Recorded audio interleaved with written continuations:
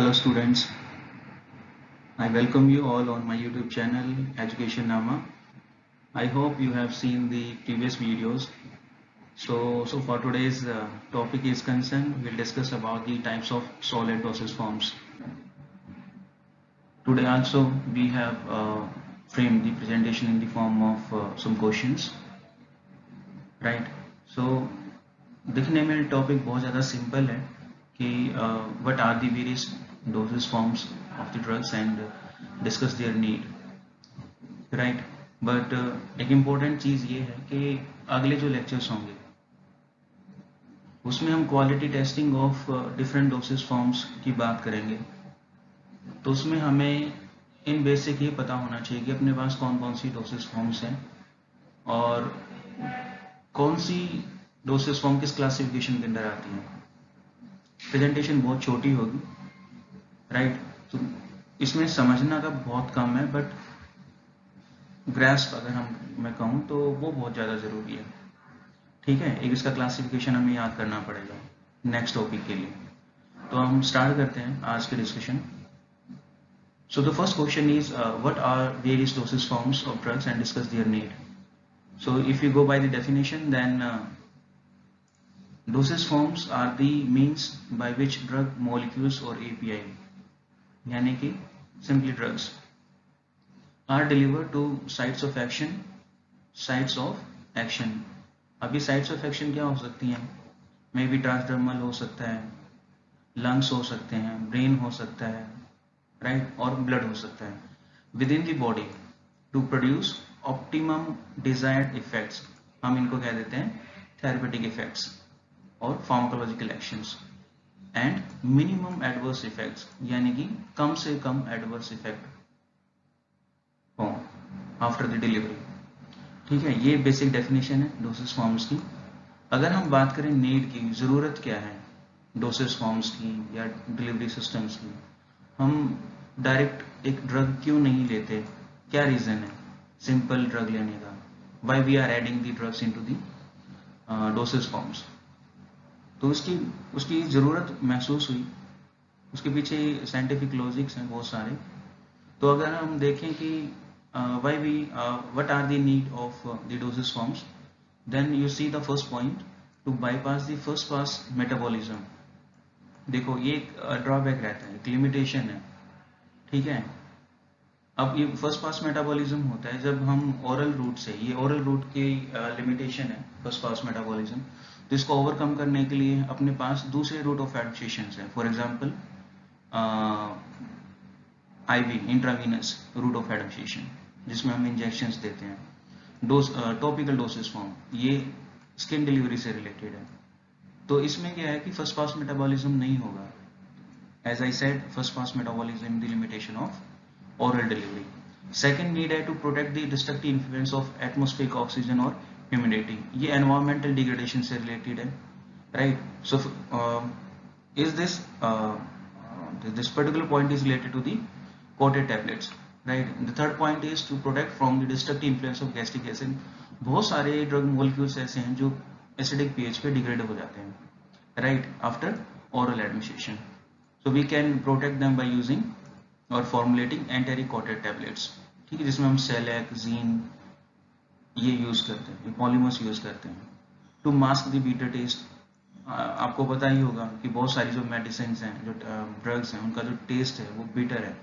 ठीक है, सॉल्टी हो सकता है और कोई दूसरा अनडिजायरेबल टेस्ट हो सकता है, maybe it has some bad order. तो इसको ओवरकम करने के लिए हम क्या करते हैं, डोसेज फॉर्म बनाते हैं। अब वो कौन सी डोसेज फॉर्म हो सकती हैं? Capsule, coated tablets and taste mask, suspension and flavoured syrups. ठीक है, आगे हम बात करते हैं to provide useful dosage form for administering substances that are either insoluble or unstable. जो भी सब्सटेंसेस, जो ड्रग्स इनसॉल्युबल हैं या अनस्टेबल है, उसके लिए हम सस्पेंशन बना सकते हैं। To provide drugs that are stable, effective and safe for consumption under specified suitable storage conditions. For example powders, देखो पाउडर्स की क्या होता है, ये सॉलिड डोसेज फॉर्म है जो अभी पॉइंट ऑफ डिस्कशन है। तो जो पाउडर्स होते हैं उनकी stability in comparison to rest of the dosage forms बहुत अच्छी होती है, इसलिए हम पाउडर बना सकते हैं for long term use. To provide optimal drug action from the topical administration. अब स्किन डिलीवरी की बात कर रहे हैं, ठीक है, for example creams, transdermal patches, ointments and ophthalmic ear and nasal preparations, ये सारे इस पॉइंट में कवर हो जाएंगे। नेक्स्ट नीड क्या है, टू प्रोवाइड स्टाइल, क्लियर और पार्टिकुलेट फ्री। ये मोस्टली पॉइंट रिलेटेड है पेरेंटल से और आई ड्रॉप से। To provide site specific and local delivery, and next is target. So ये दो पॉइंट जो है टारगेटेड डिलीवरी से रिलेटेड है। For example as I said in the starting of the presentation कि कई बार हमें जरूरत होती है साइट स्पेसिफिक डिलीवरी की, एक स्पेसिफिक टारगेट पे डिलीवर करने के लिए। तो जैसे ब्रेन डिसऑर्डर्स की बात है, ब्रेन डिसीजेस की बात है, तो हमें जो ड्रग्स है, जो डिलीवरी सिस्टम है, we have to target the brain for the better therapeutic effects. अगर हम ट्यूबरक्लोसिस की बात करें, साइट स्पेसिफिसिटी की बात करते हैं ट्यूबरक्लोसिस केस में, तो हमें जो ड्रग्स है वो लंग्स में डिलीवर करनी होगी, right, to achieve rapid onset of action. अब देखो 11वां पॉइंट इनहेलेशन थेरेपी से है। I hope you know the basic requirement in the treatment of tuberculosis, क्योंकि लंग्स से रिलेटेड डिसीज है, तो इसके लिए इनहेलेशन एक बेस्टेस्ट रूट ऑफ एडमिनिस्ट्रेशन है, जिसमें हम इनहेलेंट्स यूज करते हैं और इनहेलेशन। जब भी नेक्स्ट यूनिट में कहीं भी पॉइंट आएगा तो हम काफ़ी डिटेल में डिस्कस करेंगे कि इनहेलेशन क्या होते हैं, इनहेलेशन क्या होता है, कौन सी डिसीज के लिए हम इसको यूज़ कर सकते हैं। तो रैपिड ऑनसेट ऑफ एक्शन भी एक नीड है, राइट, ये बहुत इंपॉर्टेंट है। Classification of the dosage forms and the need. हम इस प्रेजेंटेशन में जो बात कर रहे हैं क्लासिफिकेशन की, वो इनकी फिजिकल फॉर्म्स के बेसिस पे है, राइट, फिजिकल फॉर्म, जैसे इस स्लाइड में हम देख सकते हैं, based on the physical form. If the question comes then you can write the same thing, physical form. तो सॉलिड की अगर हम बात करते हैं, this is classified, sub classified into two parts, unit solid dosage form and the bulk dosage form. Unit में अपने पास दो हैं, टैबलेट एंड कैप्सूल्स। अगर बल्क की हम बात करते हैं तो पाउडर एंड डस्टिंग पाउडर्स हैं। सेमी सॉलिड की बात करें तो cream, paste, gels and suppositories, followed by liquid. Liquid में अपने पास मोनोफेजिक है एंड बाईफेजिक है, राइट। अब मोनोफेजिक की बात करते हैं तो सिरप एंड सॉल्यूशंस होते हैं, और बाईफेजिक में इमल्शन एंड सस्पेंशन होते हैं। And lastly we have one more sub classification, that is gas. In case of gas we have inhalers and aerosols. ये एक ओवरव्यू है ओवरऑल डोसेज फॉर्म्स का based on the physical form. इसके अलावा route of admission के basis पे भी हम डोसेज फॉर्म को क्लासिफाई कर सकते हैं। आज की प्रेजेंटेशन में हम सॉलिड की बात करेंगे। नेक्स्ट जो प्रेजेंटेशन है उसमें semi solid, liquid and gas की बात करेंगे नेक्स्ट लेक्चर में। अभी हम बात कर लेते हैं सॉलिड्स की। सो सॉलिड्स में हमने देखा कि unit and second classification was bulk. In case of unit we have tablet and capsule. So हम देख लेते हैं टैबलेट क्या होती हैं। Tablets these are unit solid dosage forms. अब ये यूनिट सॉलिड डोज फॉर्म क्या होता है, कई बार क्वेश्चंस पूछ लेते हैं, वाइवा में पूछ लेंगे या इंटरव्यू में पूछ लेते हैं आपसे। तो बेसिकली ये यूनिट जो डोसेज फॉर्म्स हैं ये क्या है, इनको हम नॉन रीयूजेबल पैकेजिंग भी कहते हैं, ठीक है, यूनिट डोसेज को। इनके अलावा जो है का नाम है नॉन रीयूजेबल पैकेजिंग। और एफडीए की अगर हम देखें तो एफडीए कैसे इसको अलग करता है, क्या डेफिनेशन क्या है एफडीए की, यूनिट डोज पैकेजिंग और डिस्पेंसिंग, ठीक है। इसके अगेंस्ट अगर हम देखते हैं मल्टीपल यूनिट और मल्टी यूनिट डोज, तो वो क्या होता है, तो इसकी डेफिनेशन हम देखेंगे तो ये समझ में आ जाएगा यूनिट डोज का मतलब क्या होता है। देखो एफडीए ने क्या बताया मल्टीपल डोसेज का, when the distinct drug products packaged together, ठीक है, दो अलग ड्रग प्रोडक्ट्स हैं उनको हमने इकट्ठा पैक कर दिया, और क्या हो सकता है, to a single drug product containing multiple drugs or doses. हो सकता है कि सिंगल ड्रग प्रोडक्ट हो बट डोज जो है उसकी एक से ज्यादा है, ठीक है। और सिंगल प्रोडक्ट में दूसरा केस क्या है, एक से ज्यादा ड्रग्स हो सकती हैं, तो उसको हम कहेंगे मल्टी यूनिट डोज और मल्टीपल यूनिट डोज। अब समझ में आ गया यूनिट डोज का क्या मतलब होता है in comparison to this one. तो जो टैबलेट्स हैं वो यूनिट सॉलिड डोसेज फॉर्म्स हैं। इसमें एक्टिव इंग्रेडिएंट होता है दैट इज एपीआई और drug and suitable pharmaceutical excipient, जिसमें बाइंडर होंगे और दूसरी बहुत सारी चीजें होती हैं as an excipient in the tablet forms. So they में वेरीज इन साइज, बिल्कुल सही बात है, इनकी साइज अलग हो सकती है, शेप अलग हो सकती है, वेट अलग हो सकता है, hardness, thickness, disintegration time obviously बहुत इंपॉर्टेंट पैरामीटर है disintegration, and finally dissolution characteristics. हम इन विट्रो डिसोल्यूशन रेट देखते हैं, इन विट्रो रिलीज देखते हैं इस तरह की स्टडीज में। तो ये तो बात हुई टैबलेट्स की। अब बात कर लेते हैं कैप्सूल्स की। Again, these are unit solidosis forms consisting gelatin cell. अब जो जिलेटिन जो कैप्सूल होते हैं ना वो दो तरीके के होते हैं, देखो एक हार्ड सेल और सॉफ्ट सेल, ठीक है, that breaks open after the capsule has been swallowed and releasing the drug. हम कैप्सूल लेंगे, स्वेलो करेंगे, उसके बाद because of the rupture of the gelatin shell drug is release. तो सॉफ्ट जिलेटिन और हार्ड जिलेटिन में एक बेसिक डिफरेंस ये होता है कि सॉफ्ट जिलेटिन जो कैप्सूल्स होते हैं वो एक पीस का है, एक one that is available in one piece, जहां तक शेल की बात है, ठीक है, with drug usually in the liquid form inside the shell. Generally इसमें लिक्विड होता है, जरूरी नहीं सिर्फ लिक्विड हो, जनरली, राइट.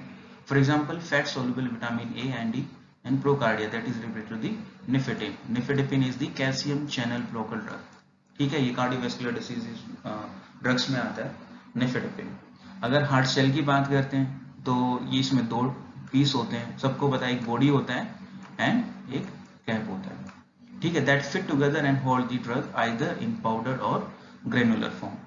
देखो सॉफ्ट में हो गया liquid and one piece, hard shell में हो गया two pieces and powder and granular form इसमें पैक हम कर सकते हैं.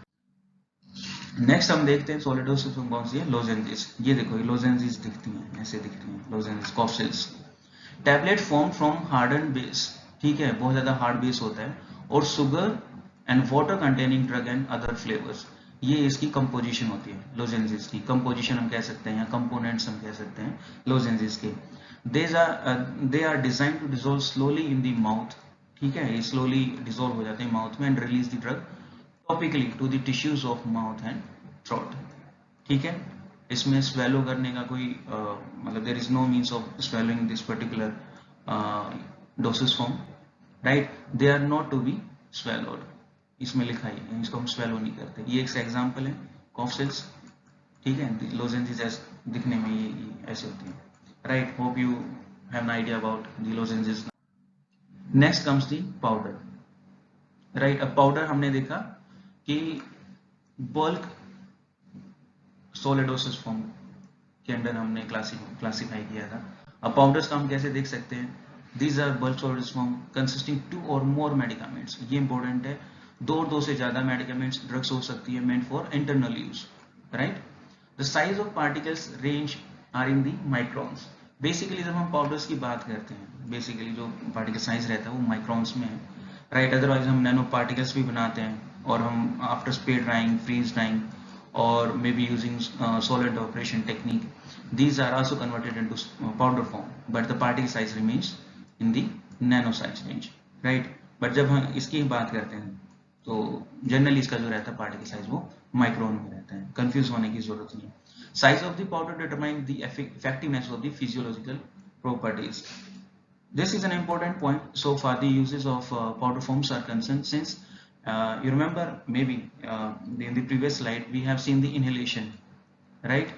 so inhalation के केस में हम पाउडर यूज करते हैं, ठीक है. उसकी जैसे मैं बताया ना effectiveness of the physiological properties, जब हम पाउडर यूज करते हैं ना तो उसकी इफेक्टिवनेस ज्यादा होती है when we are targeting the lungs for the treatment of lung disorders or the diseases, right. इसके बहुत सारे एस्पेक्ट्स हैं ये प्रेजेंटेशन को डिस्कस करने के, but since we are just focusing on the classification of the types of various solid dosage forms, तो इसमें just एक familiar point of view है, इसमें बहुत ज्यादा समझने की बात नहीं है, right.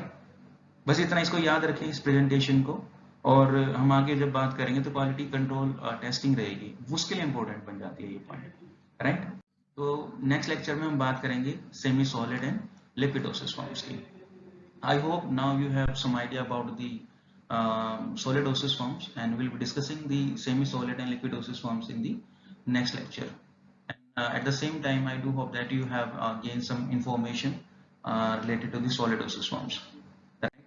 So thank you so much for being with us and watching the video. Thank you again.